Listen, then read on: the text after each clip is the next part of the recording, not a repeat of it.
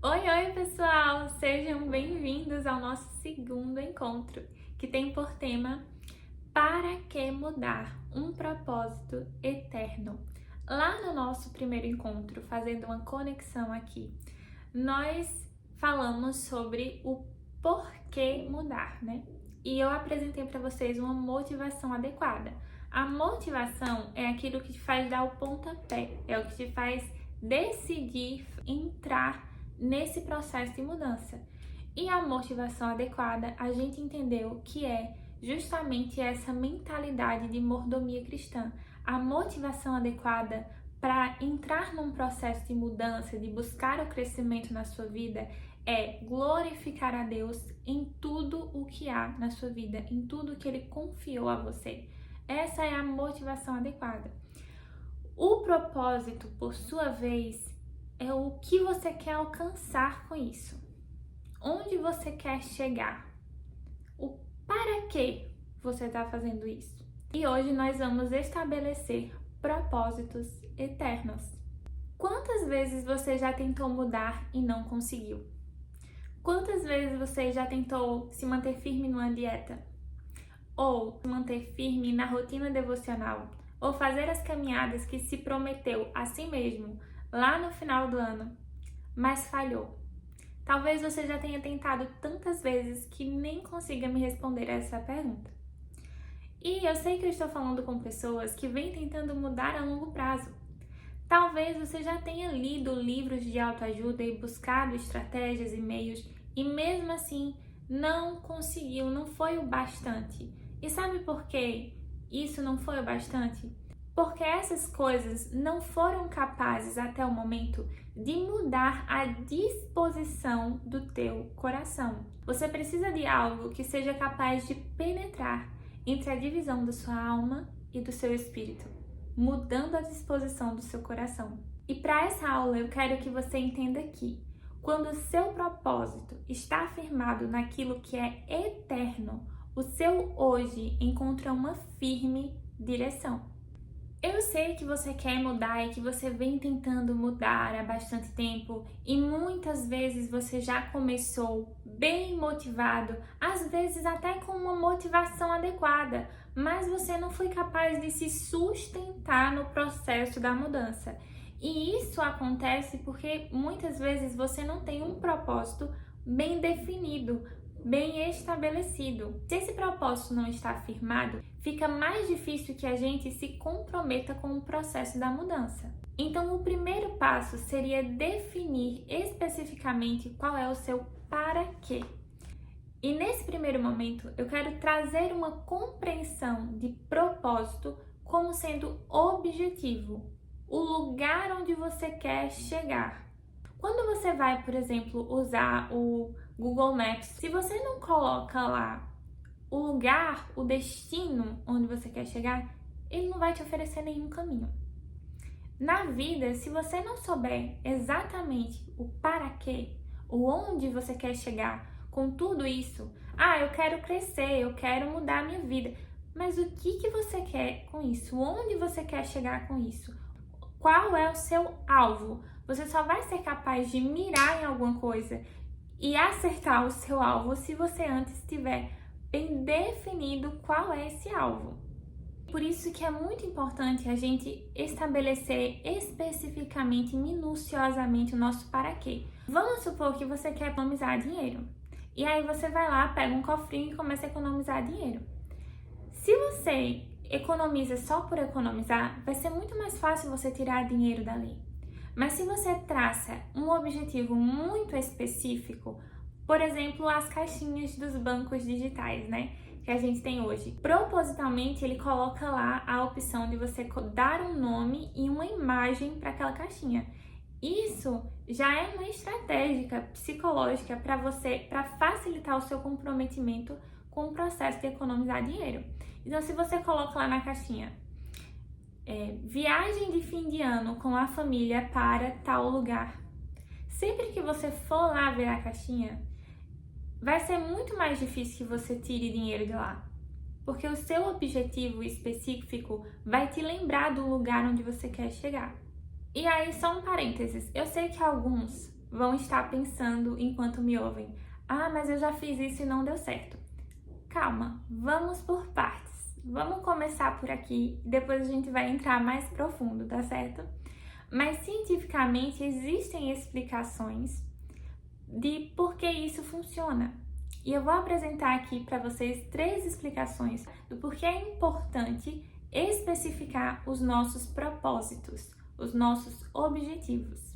A primeira explicação que a neurociência traz para isso é que quando a gente especifica o nosso objetivo, a gente constrói uma representação mental mais concreta. Então, você fica muito mais motivado a guardar o dinheiro na caixinha se você tem uma representação mental daquela viagem que você quer alcançar, daquele celular que você quer comprar, daquilo que você quer fazer. A segunda explicação da neurociência para isso é que quando você dá um nome concreto para o seu objetivo, isso ativa os seus circuitos de recompensa do cérebro. Se você dá um nome concreto para aquele dinheiro que está sendo economizado, isso ativa os seus circuitos de recompensa, o que reforça o comportamento de mudança. E por último, a terceira explicação da neurociência é que quando você tem um objetivo específico, a sua mente entende que aquela realidade está mais próxima de você, que não é só uma coisa do mundo ideal que está distante de você, mas não, está mais concreto, está mais próximo de mim, da minha realidade. E por isso é mais fácil que eu me comprometa, porque eu não estou me comprometendo com algo que é uma possibilidade ideal, mas com algo que está próximo de mim, que é real, que existe de fato. Deu para entender? Beleza, até agora a gente falou de propósito enquanto objetivo, que o objetivo é o lugar onde eu quero chegar e eu preciso ter bem definido onde eu quero chegar com essa mudança. Agora, eu quero que você faça uma separação na sua cabeça, porque a gente vai falar de propósitos enquanto valores de vida. Como assim, Ana, valores? Vamos lá. Se o propósito enquanto objetivo diz respeito ao lugar onde eu quero chegar, o propósito enquanto valores diz respeito ao caminho que eu vou trilhar até o lugar que eu quero chegar. Vamos supor que você escolheu que o seu objetivo é ir chegar ao shopping. Só que você pode escolher chegar ao shopping de moto, de carro, de ônibus, de Uber. Você pode ir pela contramão, ir pela via dupla, ir pela avenida, ir por uma rua esburacada. Entende que existem vários caminhos que você pode escolher trilhar até o seu objetivo? Então, essa escolha diz respeito aos seus valores. Os teus objetivos dizem onde você quer chegar. Os teus valores dizem como eu vou chegar lá. Que tipo de pessoa eu quero ser enquanto eu caminho até esse objetivo? Que tipo de vida eu quero viver enquanto eu caminho até esse objetivo? Muitas vezes a gente até tem os objetivos bem definidos, só que a gente falha por não ter valores estabelecidos. Você sabe onde você quer chegar, mas boa parte das pessoas, e isso eu digo porque eu vejo no consultório clínico, não sabem definido quais são os seus valores de vida. E por isso elas vivem uma vida sem significado. Por isso que elas estão tão ocupadas, mas não se sentem vivendo a vida. Porque elas estão ocupadas de coisas que não são coerentes com os valores delas. Elas nem sequer sabem quais são esses valores. E você, sabe quais são os seus valores? Valores de vida são aquelas coisas que mais importam na vida para nós. É o que tem de mais valor na vida pra gente. É o que nos faz sentir vivos. Sabe aquilo que você faz aí e te faz sentir muito vivo quando você faz? Te faz sentir que você está vivendo? Às vezes eu escuto no consultório: nossa, Ana, eu fiz tal coisa e quando eu fiz eu senti que eu estava vivendo a vida boa.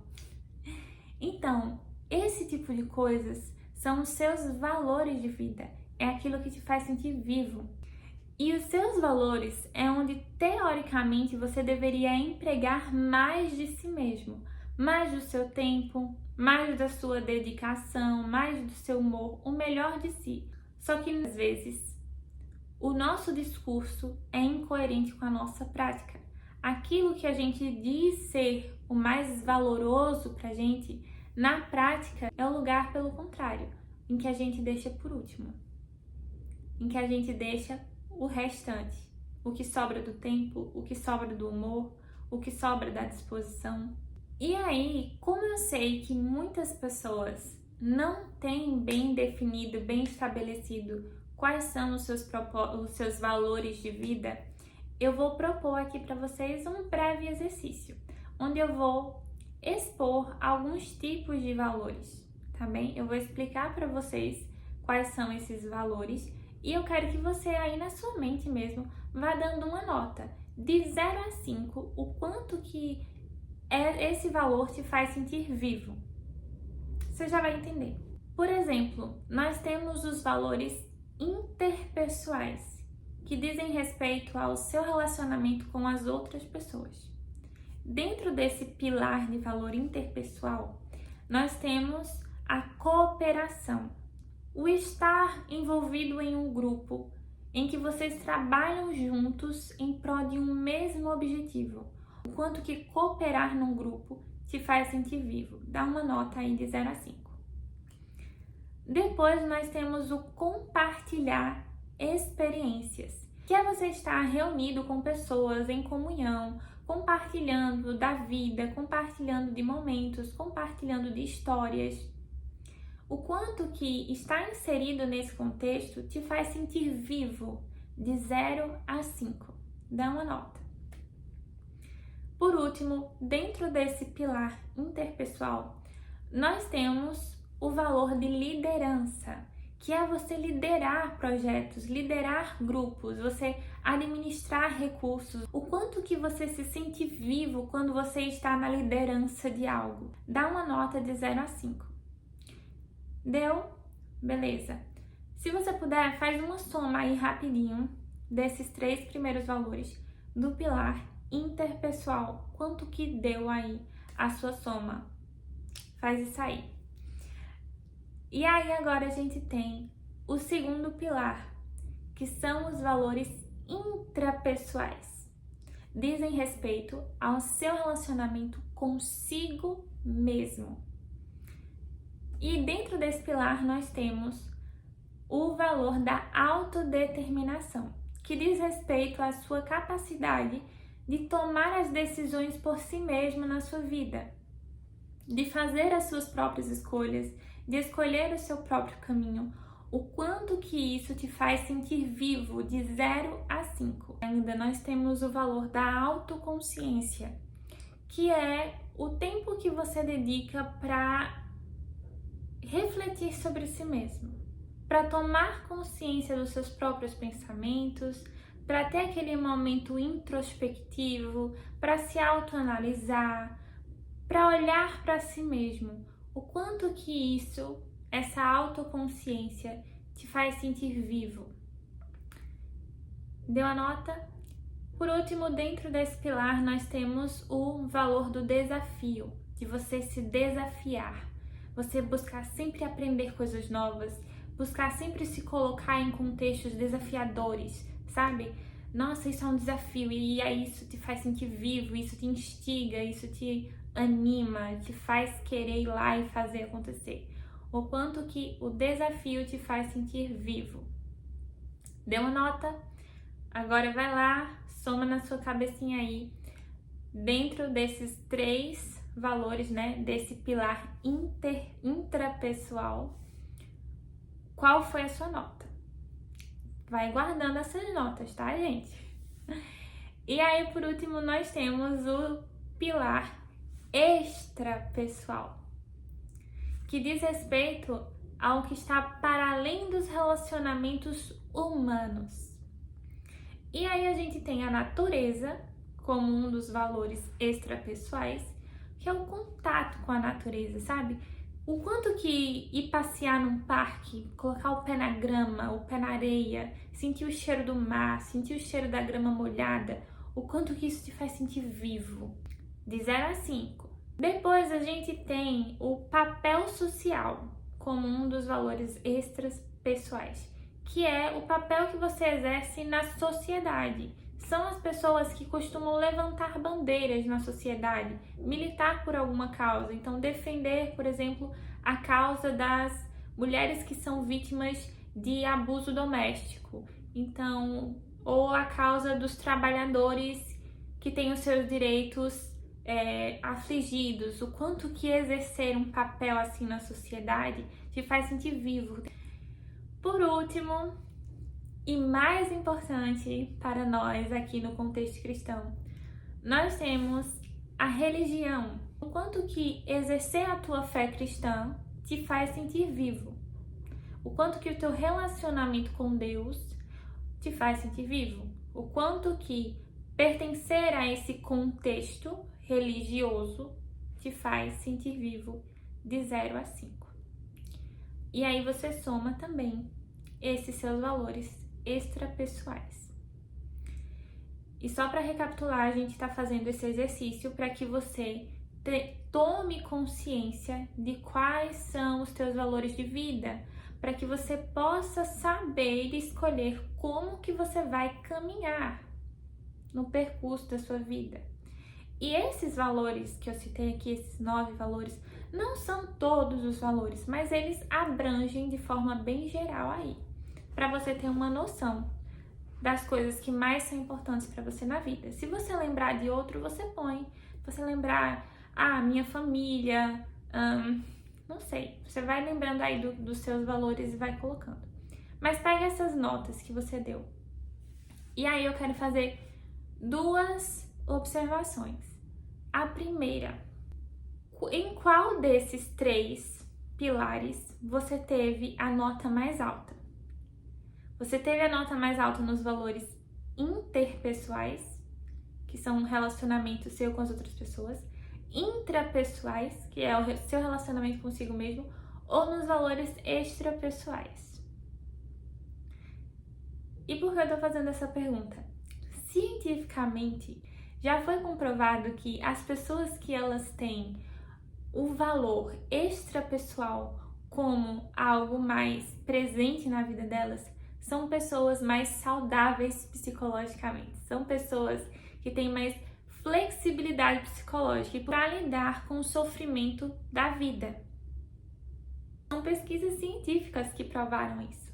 Pessoas que têm o valor da fé, muito presente na sua vida, elas têm uma flexibilidade psicológica muito maior para lidar com o sofrimento. E aí, se a sua pontuação dentro desses valores foi muito baixa, é bom que você tenha isso como um ponto de atenção, de observação mesmo, para que você desenvolva esses valores extrapessoais, para que você saia desse foco de si mesmo e da preocupação só com o que o outro pensa, sabe? A própria psicoterapia não deve ser um processo que vise apenas o movimento de internalização, de introspecção. Não. A psicoterapia deve focar também em voltar o indivíduo para fora de si mesmo. Porque quando ele olha para fora, para além de si mesmo, psicologicamente ele se torna mais flexível, ele se torna mais capaz de aceitar em si mesmo as suas dificuldades e dilemas. Consequentemente, ele se torna mais flexível com os dilemas e dificuldades dos outros que o cercam.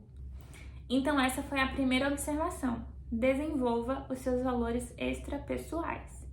E a segunda observação que eu quero fazer é: você deu as suas notas aí. Talvez você tenha colocado, por exemplo, em compartilhar a experiência. Nossa, faz que eu me sinta 5 viva, De 0 a 5, nota 5. Eu me sinto muito vivo quando eu tô na comunhão com as pessoas, conversando, compartilhando. Mas e na prática? O quanto que isso realmente está presente na tua rotina? O quanto que você se envolve com outras pessoas?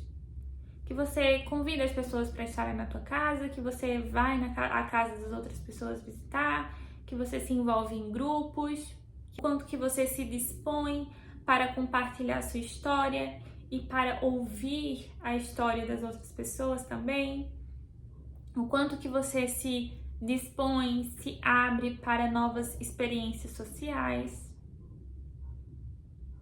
Entende onde eu tô querendo chegar? Eu tô querendo chegar na incoerência que existe entre o meu e o seu, entre o nosso discurso e a nossa prática. Aquilo que a gente diz ser importante para nós, mas é aquilo que a gente realmente dá importância no dia a dia. Onde você tem empregado o melhor do seu tempo? Onde você tem empregado o melhor do seu humor? Talvez quando eu tenha falado em valores, rapidamente tenha vindo à sua mente: minha família, com certeza a família é o maior valor que eu tenho na vida. Mas às vezes o melhor do seu humor, o melhor do seu tempo é dedicado a outras questões que não são a sua família. Então que fique esse ponto de reflexão aí, para você ver até onde o seu discurso é coerente com a sua prática. E aí eu quero pegar esse gancho que a gente falou agora sobre valores extrapessoais, da importância de ter um valor para além de si mesmo, do quanto que isso promove flexibilidade psicológica, do quanto que isso facilita o comprometimento com a mudança. Quero pegar isso como um gancho para trazer uma teoria. Lembra que eu falei no início de que cientificamente é provado que a gente precisa estabelecer, dar nome aos nossos objetivos, aos nossos propósitos, que isso facilita o nosso comprometimento? E aí eu falei que talvez algumas pessoas já tenham tentado isso e não tenham conseguido. Vamos falar sobre isso agora.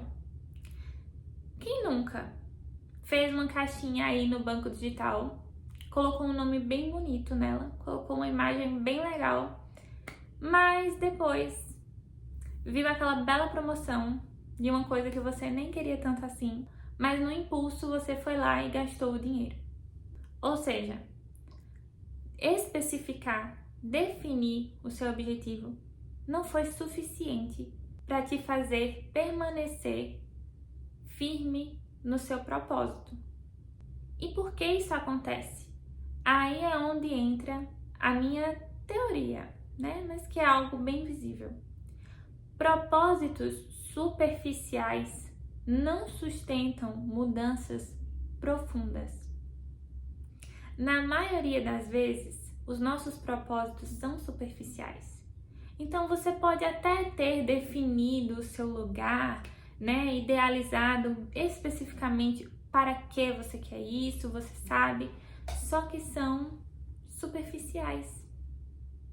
São voltados para si mesmo ou para um relacionamento com outra pessoa. Por exemplo, vamos supor que você quer perder peso. Geralmente você vai querer perder peso ou melhorar o seu corpo para se sentir mais bonita, ou porque os seus exames de saúde foram mal, ou porque você quer ser mais benquista pela sociedade. E não é que essas sejam razões ruins, gente. Elas são razões boas e até necessárias. Mas o que eu quero dizer é que elas não são suficientes para sustentar mudanças profundas. Então, você pode até conseguir perder os quilos que você queria, porque os seus exames foram muito mal, e daí você se comprometeu, foi lá e fez. Mas depois você volta e ganha tudo de novo. Por quê? Era um propósito passageiro. Era um propósito superficial. Era um propósito voltado para si mesmo ou para o outro. Mas quando a gente coloca o nosso propósito firmado naquilo que é eterno, o nosso hoje, lembra, encontra uma direção que é firme.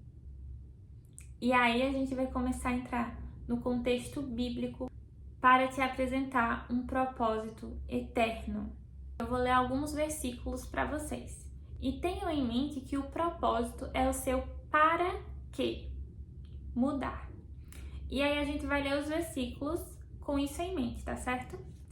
O nosso versículo base está em Filipenses 2, versículos 15 e 16.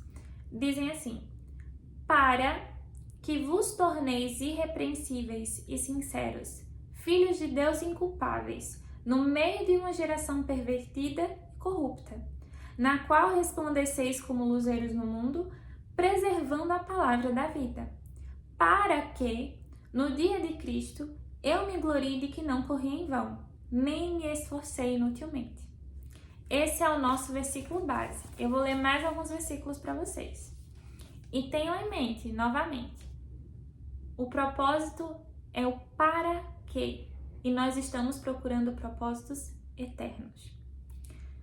Filipenses 1, 10 ao 11 diz assim: para aprovardes as coisas excelentes e serdes sinceros e inculpáveis para o dia de Cristo, cheios do fruto de justiça, o qual é mediante Jesus Cristo, para a glória e louvor de Deus. Em outras palavras, o que Paulo está dizendo aos filipenses aqui é que eles precisam crescer para discernir e escolher as coisas que vêm de Deus, para ter um caráter íntegro e aprovado diante de Deus e dos homens, para que as suas atitudes sejam como uma pregação do Evangelho para os que não creem, e eles precisam crescer para que o nome do seu Salvador seja glorificado através de suas vidas.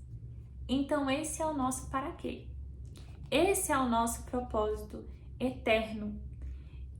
Esses são os valores que devem determinar o caminho pelo qual nós vamos percorrer até o nosso objetivo. Eu quero ler outros versículos para vocês, para deixar bem claro quais são os propósitos de um cristão, o porquê um cristão deve buscar crescimento em todas as áreas da vida, seja qual for a mudança que você está querendo promover na sua vida, seja no seu físico, intelectual, emocional, comportamental, social. Eu não sei qual é a mudança que você está procurando, mas eu quero que, independente de qual seja a mudança que você está procurando, você entenda qual é o propósito eterno nisso. Então eu vou ler alguns versículos para vocês. Em 1 Coríntios 9, do 24 ao 25, diz: corram de tal modo que alcancem o prêmio, ou seja, a salvação. Todos os que competem nos jogos se submetem a um treinamento rigoroso para obter uma coroa que logo perece. As pessoas que não servem a Cristo, elas se envolvem no ritmo frenético, numa corrida frenética, para alcançar uma coroa que logo perece, porque o propósito delas é passageiro. Mas nós o fazemos para ganhar uma coroa que dura para sempre. 2 Coríntios 5, do 9 ao 10 diz: por isso temos o propósito de lhe agradar, quer estejamos no corpo, quer deixemos. Lá em Colossenses, capítulo 3, do versículo 23 e 24, dizem assim: tudo o que fizerem, façam de todo o coração, como para o Senhor, e não para os homens, sabendo que receberão do Senhor a recompensa da herança, e é a Cristo, o Senhor, que vocês estão servindo. Efésios 2:10. Porque somos criação de Deus, realizada em Cristo Jesus, para fazermos boas obras. Que boas obras? As quais Deus preparou antes para nós as praticarmos. Se todas essas razões ainda não foram suficientes para você, eu peço licença para continuar lendo versículos, para lhe apresentar mais algumas razões. E aqui eu quero que você dedique ainda um pouco mais de carinho na sua atenção, porque esse texto é realmente maravilhoso. Está lá em 2 Pedro 1, do 5 ao 12. E vós também, pondo nisto mesmo toda a diligência, acrescentai a vossa fé, a virtude, e a virtude o conhecimento. Vamos lá. Ele estava dizendo, com toda a diligência de vocês, com todo o empenho, determinação, dedicação, façam uma coisa. Acrescentem a vossa fé. Eu confessei Cristo como o Salvador da minha alma, eu recebi Ele como Senhor da minha vida, eu tenho a fé. Acrescente, não pare, cresça. Acrescente a essa fé com toda a diligência. Acrescentar o quê? A virtude. E a virtude? O conhecimento. E ao conhecimento? A temperança. E a temperança? A paciência. E a paciência? A piedade. E a piedade? O amor fraternal. E ao amor fraternal, o amor. Porque se em vós houver e abundarem estas coisas, não vos deixarão ociosos, nem estéreis no conhecimento do nosso Senhor Jesus Cristo. Que texto maravilhoso, não é? Ele estava exortando o povo. Olha, por mais que vocês já saibam disso, eu vou continuar sempre lembrando a vocês de que vocês precisam acrescentar a fé de vocês, de que vocês precisam buscar desenvolver a virtude, a sabedoria, o conhecimento, a prudência, o amor fraternal, o amor, a piedade. Porque só assim vocês viverão uma vida que não é ociosa, não é vazia, não é inválida, não é sem propósito, não é insignificante, mas é uma vida valorosa. Então, pessoal, vamos buscar com toda a diligência acrescentar a nossa fé. E esse é o propósito eterno. Tá, mas e aí, Ana, como é que fica então os nossos objetivos daqui, né? A gente falou de alguém que quer emagrecer. E aí, eternamente, então, significa que não tem valor nenhum se ela vai perder ou não peso, ou se ela vai ganhar ou não massa muscular. Eternamente não tem valor nenhum. Vamos lá. Vamos ajustar o teu entendimento. Sua vontade de emagrecer, ela pode ser burlada, ser sabotada rapidamente no momento em que você vir o seu prato de comida favorito. Aí aquele propósito de é porque eu quero que as pessoas me achem mais bonita, ou é porque a minha glicose deu muito alta. No momento em que você vê a sua sobremesa favorita ali, no instante você esquece esses propósitos, porque eles são passageiros. Mas se o seu propósito for, na verdade, cuidar do corpo que Deus te deu, então você vai ter um compromisso contínuo de obediência. Não é mais por causa do seu exame, não é mais por causa do que você vê no espelho, mas é por causa do que é eterno. É porque você compreendeu que você tem o dever de cuidar do corpo que Deus te deu. Então, quando você olhar para a sua sobremesa favorita, não tô falando que você vai parar de comer, gente. Entendam o contexto, pelo amor de Deus. Vai vir aquele senso, lembra o valor extrapessoal? Para além de você, vai vir aquele senso de responsabilidade. Não é mais sobre mim. Não é mais sobre o outro que é tão falho e tão perecível quanto eu. Mas é sobre uma responsabilidade eterna. Dá para entender? Seu propósito em economizar dinheiro para ter, sei lá, uma reserva para uma viagem, vai passar rapidamente se você vir uma bolsa ou um aparelho eletrônico na promoção. Mas se o seu propósito for administrar adequadamente os recursos financeiros que Deus me deu, então você não vai mais comprar por impulso. Porque você vai entender que aquele dinheiro que você quer para comprar aquela coisa por impulso não é seu dinheiro.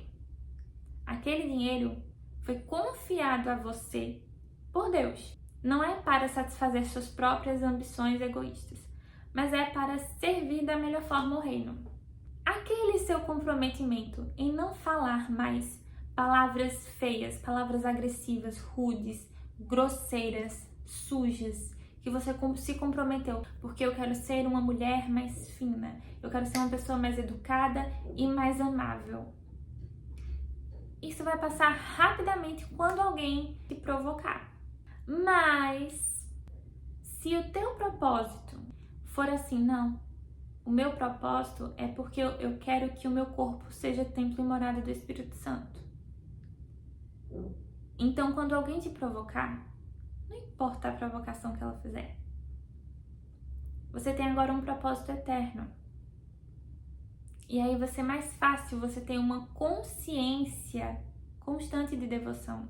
Seu compromisso agora é com algo que é eterno. Seu compromisso não é com a nutricionista, seu compromisso não é com o médico, seu compromisso não é com o espelho, seu compromisso não é com a opinião alheia. O seu compromisso é com o Deus que é dono da sua vida. Entendendo isso, deixa eu abrir mais um parêntese aqui para deixar bem claro. Isso que eu estou te falando não é com a intenção de que você comece a usar Deus como coach. A fé cristã não se trata de alta performance.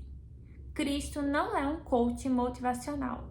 O Espírito Santo não é um personal para você, para te ajudar a performar melhor. Não é isso. O que eu quero aqui não é fazer com que você converta as verdades bíblicas para a sua própria conveniência, mas que você se disponha a ter as intenções e motivações do teu coração redimidas diante das verdades bíblicas, para que você escolha viver a vida que Deus quer que você viva, para que você escolha ser a pessoa que Deus quer que você seja. Então esse foi o nosso segundo encontro. Eu espero que você tenha conseguido encontrar um discernimento para estabelecer o seu propósito de forma eterna. Que você tenha tirado o olhar das coisas que são passageiras. Me comece a direcionar o seu olhar para as mudanças que têm valor eterno. Deixem o feedback de vocês no final dessa aula. E aqui abaixo também vai ficar a atividade da semana. E a gente se encontra no nosso próximo encontro. Um cheiro e até mais. Ai, cãibra. Que tem valor.